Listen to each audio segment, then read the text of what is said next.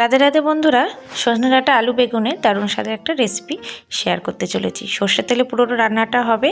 আর মশলার জন্য নিয়েছি জিরে, টমেটো, আদা, শুকনো লঙ্কা, সর্ষে আর পোস্তর ভাগটা বেশি আর সর্ষের ভাগটা কম। সব সবজিগুলো আলাদা আলাদা করে ভেজে নিয়েছি। আর ফোড়নের জন্য নিয়েছি 5 ফোড়ন। মশলাটা বেটে রেখেছিলাম, সেই মশলাটা দিয়ে দিলাম এবং মশলার বাটিটা ধুয়েও কিন্তু আমি একটু জল এই মশলার মধ্যে দিয়ে দেবো। মশলাটা ফুটে উঠলে এর মধ্যে দিয়ে দেব আলু আর বেগুন। আলু আর বেগুনটা ভালো করে কষানো হবে, তারপরেই কিন্তু বাকি রান্নাটা হবে। দেখো, এরকম করে যখন তেল ছেড়ে দেবে তখনই কিন্তু এর মধ্যে জল দেবো। আর এই জলটা যখন ভালোভাবে ফুটে উঠবে তখন এর মধ্যে কিন্তু সজনে ডাঁটাটা দিয়ে দেবো। সজনে ডাঁটাটা দিয়ে ভালো করে নেড়ে চেড়ে ঢাকা দিয়ে ততক্ষণ রান্না করব যতক্ষণ না সজনে ডাঁটাটা সেদ্ধ হচ্ছে।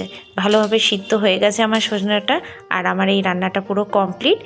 তো দেখতে যতটা সুন্দর, খেতেও কিন্তু অপরূপ সুন্দর হয়েছে। রাধে রাধে বন্ধুরা।